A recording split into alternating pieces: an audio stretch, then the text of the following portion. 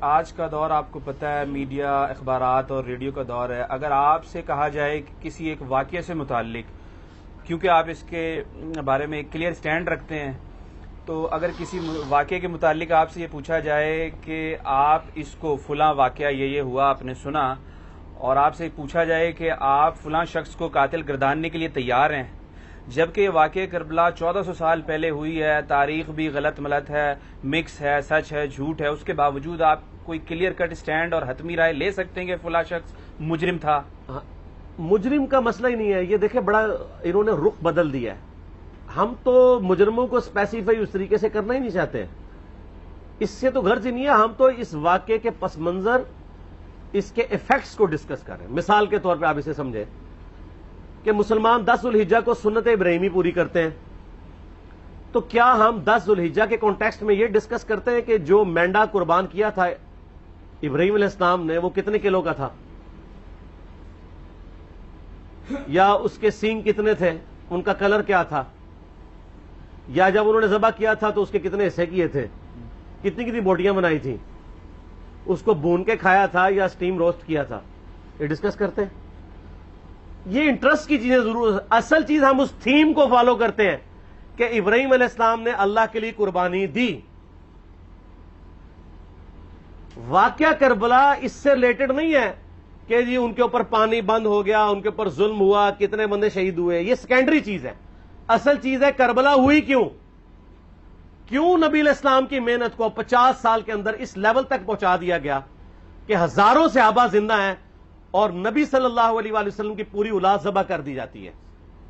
ہم تو یہ کہہ نہیں رہے کہ کیسے ذبح کیا انہوں نے، آری چلائی تھی یا تلوار چلائی تھی، یہ تو واقعہ کربلا تو سب کو پتہ ہے، ان کی شہادت بھی سب کو پتہ ہے۔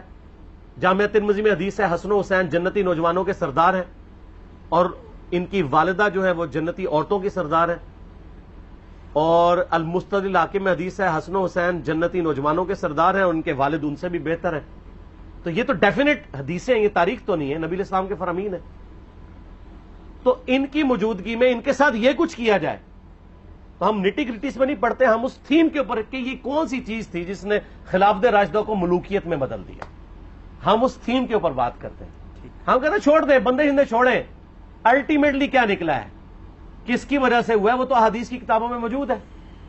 ہم کب کہہ رہے ہیں خفیہ کیمرے لگا گئے جی کس نے گولی، پہلا تیر کس نے چلایا، یہ وہ، ہم تو بتا رہے کس کے دور حکومت میں ہوا اور ان کا اپنا کردار کیا تھا، اس کو کس طریقے سے لا کے تخت پہ بٹھایا گیا، وہ ساری کی ساری چیزیں تو سامنے ہیں۔ وہ تاریخ کی کتابیں نہیں ہیں، حدیث کی کتابیں ہیں۔ اگر آپ کہتے ہیں کہ بخاری مسلم سے ہم نے صرف رفع الیدین کی حدیثیں لینی ہیں یا ایمانیات کی حدیثیں لینی ہے اور باقی جو بخاری اور مسلم میں آل امیہ کی بدماشیوں کو ننگا کیا گیا ہے وہ ہم نے نہیں لینی ہے، تو سر پھر آپ اپنے آپ کو کلیئر کٹ، پھر ہم آپ سے واقعہ کربلا نہیں ڈسکس کریں گے، حجیت حدیث میں بات کریں گے۔ آپ کو اپنے آپ کو منکرین حدیث کہنا پڑے گا، یہ آپ اسکروٹنگ کیسے کریں گے؟ اس سے بڑی بات مجھے یہ بتائیں کہ عظمت صحابہ بڑی چیز ہے یا عظمت محمد رسول اللہ صلی اللہ علیہ وآلہ وسلم؟ تو بریلوی یہی تو رونا رو رہے ہیں، وہ کہہ رہے ہیں کہ قرآن میں تھوڑی آیات ہیں، آپ پھر مڑ مڑ کے پڑھتے ہیں قل انما انا بشر مثلکم، اس میں تو نبی علیہ السلام کی تنقیص ہو رہی ہے۔ تو ہم ان کو کیا کہتے ہیں کہ تنقیص مقصد نہیں، نعوذ باللہ، نہ ہو رہی ہے، آپ افضل البشر ہیں لیکن آپ کی سپیشیز بشر ہے، یہ ہم اپنا عقیدہ سمجھتے ہیں، وہ اس کو تنقیص شمار کرتے ہیں۔ تو پھر اس وقت آپ بھی بریلویوں کی بات مان کے تو یہ آیات پڑھنا چھوڑ دیا کریں نا۔ آپ کہتے ہیں نہیں آیات ہے کیوں نہ بیان کریں، تو ہم بھی کہتے ہیں احادیث ہے کیوں نہ بیان کریں کہ صحیح بخاری میں حدیث ہے 2812 عمار کو ایک باغی جماعت قتل کرے گی، وہ جماعت دوزخ کی طرف بلا رہی ہوگی اور عمار ان کو اللہ اور جنت کی طرف بلا رہا ہوگا۔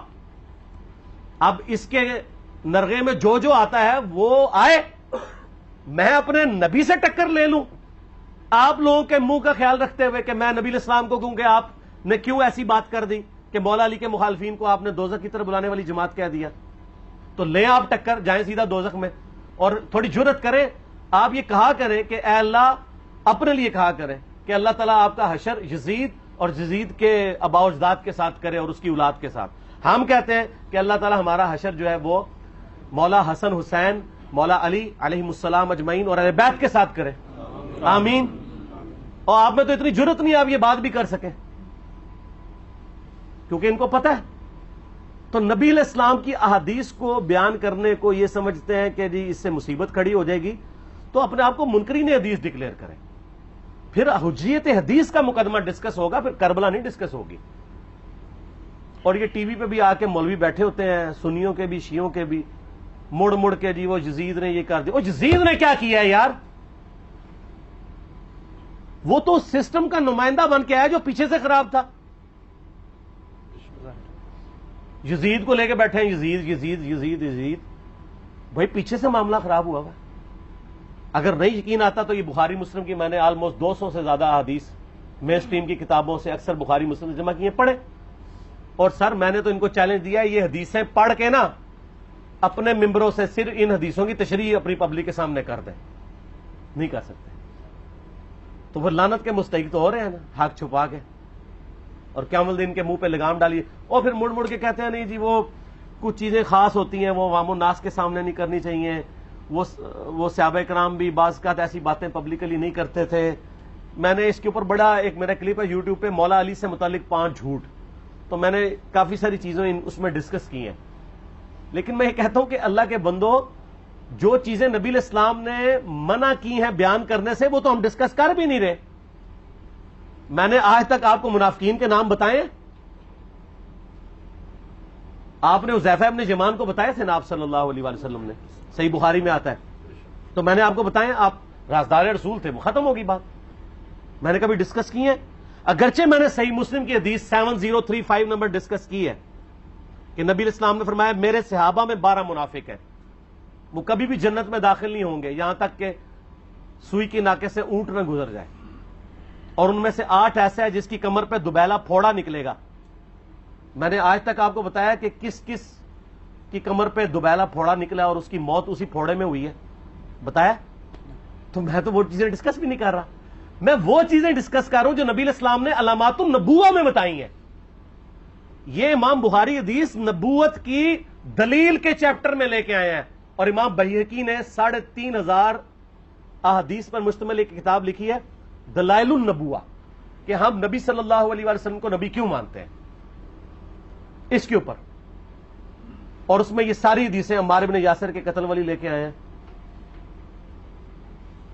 بتانے کے لیے کہ دیکھیں ہمارے نبی علیہ السلام کی نبوت کی دلیل ہے کہ آپ نے اپنی وفات کے آلموسٹ 30 سال کے بعد ہونے والے واقعے کو پہلے ہی بتا دیا۔ یہ حدیثیں چھپانے والی نہیں، بیان کرنے والی ہیں، علامات النبوہ کی حدیثیں ہیں۔ آپ کہتے ہیں چھپائیں، اگر کوئی حدیث دنیا میں نہیں چھپائی جا سکتی نا تو علامات النبوہ والی حدیث ہے، کیونکہ وہ تو نبی صلی اللہ علیہ وسلم کی نبوت کو جسٹیفائی کرتی ہے۔ ورنہ میرا ایک معصومانہ سوال ہے کہ نبی صلی اللہ علیہ وسلم نے یہ باتیں کر کے ان کے زوم میں نعوذ باللہ امت کو مصیبت میں ڈال دیا۔ آپ نے خود ہی فرمایا کہ یہ ہوگا، کیوں فرمایا آپ نے؟ میں تو بیان کر کے مجرم ہوں، تو جس نے مجھے خبر دی ہے ان کے بارے میں آپ کا کیا خیال ہے؟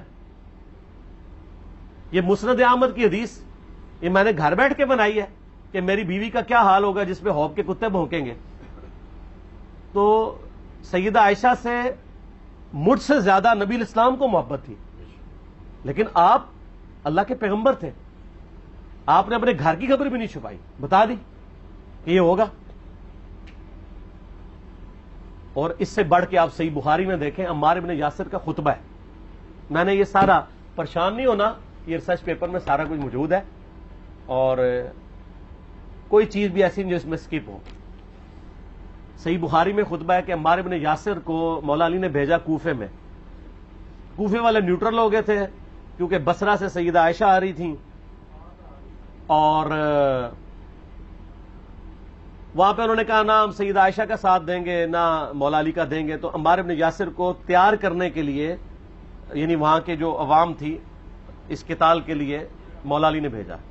تو سیدنا عمار بن یاسر نے وہاں پہ کوفے کے ممبر پہ خطبہ دیا، بخاری کے الفاظ ہیں، اوپر والی سیڑھی پہ عمار بن یاسر نے حسن ابن علی کو بٹھایا، حالانکہ حسن ابن علی سے 4 گنا بڑی عمر تھی عمار بن یاسر کی، 90 پلس ہو چکے ہوئے تھے۔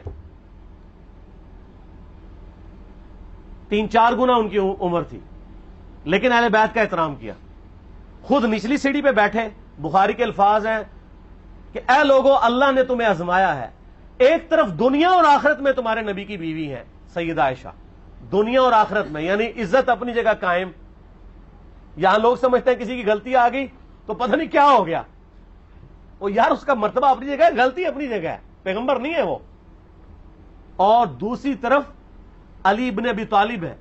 اللہ اب دیکھے گا تم عائشہ کی اطاعت کرتے ہو یا اللہ کی.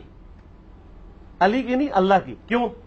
یا ایھا الذین آمنوا اطیعوا اللہ واطیعوا الرسول واولی الامر منکم. ان کا اولو الامر مولا علی ہیں، ان کی اطاعت واجب ہے. یہ اللہ نے آزمایا ہے کہ اللہ کی اطاعت کرتے ہو یا عائشہ کی. اور آپ حیران ہوں گے، یہ حدیث امام بخاری حضرت عائشہ کی فضیلت والے چیپٹر میں لے کے آئے ہیں. اگر امام بخاری مشورہ کر لیتے نا ناسبیوں سے تو انہوں نے کہا تھا سر آخری صحیح رکھو، پچھلے والا رہن دو، بلکہ پچھلے والا رکھو آخری والا رہن دو. کہ عائشہ دنیا اور آخرت میں، وہ حدیث گھڑنے کا میں آپ کو طریقہ بتاتا ہوں، کاٹ چھانٹ کرنے کا.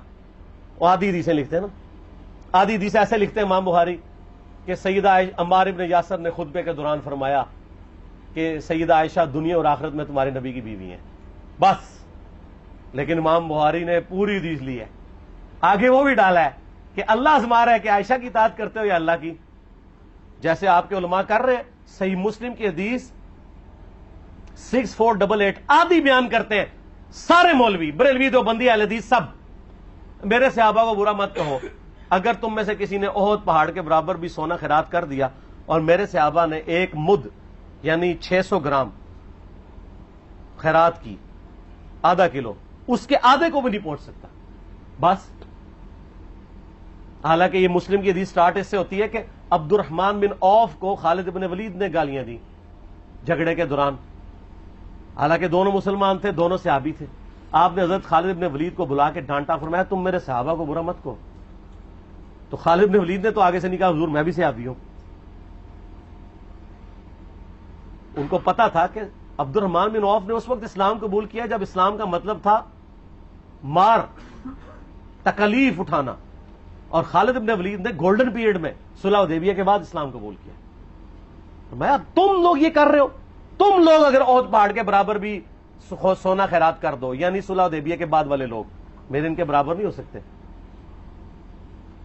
اور جو فتح مکہ پہ معافی مانگ کے مسلمان ہوئے ہیں طلقاء، مؤلفۃ القلوب، آل امیہ، ان کا تو لیول ہی کچھ نہیں ہے.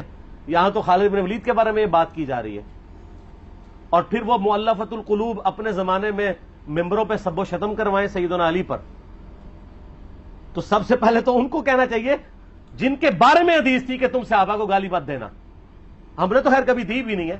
اور میں یہ آخری جملہ ان کو ایسا بولتا ہوں کہ جو ان کے دماغ تک ڈرل کر جائے گا کہ آل امیہ نے جو کچھ اپنے دور کے اندر سیدنا علی کی گستاخیاں کی ہیں نا، ہم نے تو ویسی کوئی ایک گستاخی بھی آل امیہ کے بارے میں نہیں کی ہے. میں نے آج تک آل امیہ کے اوپر بائی نیم کسی کے اوپر لعنت کی ہے؟ حالانکہ یہ مولا علی پہ کرتے رہے. یہ ہے لعنتی خود ہو گئے نا، جب مولا علی پہ لعنت کی تو لوٹ آئی.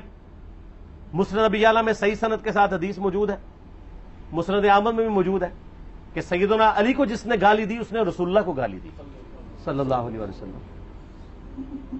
جب ام سلمہ نے کہا تھا، شیخ زبیر صاحب نے اس کو تحکیم میں صحیح لکھا ہوا ہے فوٹ نوٹ کے اوپر، کہ لوگوں تمہارے ممبروں پر رسول اللہ کو گالیاں دی جاتی ہیں، تو انہوں نے کہا معاذ اللہ، ہم کب کہیں گے، ایسا نہیں ہو سکتا. تو ام سلمہ نے کہا تم لوگ علی اور اس سے محبت کرنے والوں پہ گالی گلوچ نہیں کرتے ہو کیا؟ جبکہ میں نبی کی بیوی کہتی ہوں کہ سب سے زیادہ رسول اللہ سے محبت، سیدنا علی سے محبت نبی صلی اللہ علیہ وآلہ وسلم کرتے تھے. لہٰذا جب یہ تم کہتے ہو نا علی پر لعنت، علی سے محبت کرنے والوں پہ لعنت، تو یہ لعنت تو تم نبی علیہ السلام تک لے کے جا رہے ہو نعوذ باللہ، کیونکہ علی سے محبت کرنے والا پہلے نمبر پہ نبی صلی اللہ علیہ وآلہ وسلم ہے. اور پھر کہتے ہیں سب کا مطلب تنقید ہے. اور نہ، پرانیاں گلاں، پرانے بابے، پرانے بزرگ، جھوٹے ہو. صحیح مسلم کھولو 6229 غدیر خم سے اگلی حدیث، لعن اللہ ابا التراب کے الفاظ ہیں، مٹی والے ابن ابی طالب پر لعنت، یہ الفاظ موجود ہے. سب کا ترجمہ لعنت ہی ہے، تنقید نہیں ہے. اچھا پھر میرا معصومانہ سوال ہے کہ اس کا مطلب ہے صحابہ پہ تنقید کرنا اچھا کام ہے؟ کہیں گے نہیں. تو بتاؤ یہ برا کام کون کرتا تھا؟ شیعہ کا ابا کون ہے؟ رافضیوں کا ابا کون ہے؟ آل امیہ. تو لہذا شیعہ نو میں کہنا کہ تسی شیخین کے اوپر بکواس اور تبرہ کرنے کی بجائے نا آپ لوگوں کو حقائق بتائیں کہ ٹوٹی کمند کہاں. یہ سب مجرمین آل امیہ ہے، اور یہ آل امیہ اور بنو ہاشم کی لڑائیاں نبی اسلام کی بعثت سے پہلے چل رہی تھی، صدیوں سے چل رہی تھی. وہ تو پھر اللہ نے بنو ہاشم کو نبوت کے لیے چنا تو ان کو یہ پھر جیلسی ہضم نہیں ہوئی، وہ چیز آگے چلتی رہی. خیر چھوڑ دیں، ایک تلخ ٹاپک ہے. صلاۃ بر محمد و آل محمد. اللہم صلی علی محمد و علی آل محمد. ٹھیک ہوگا.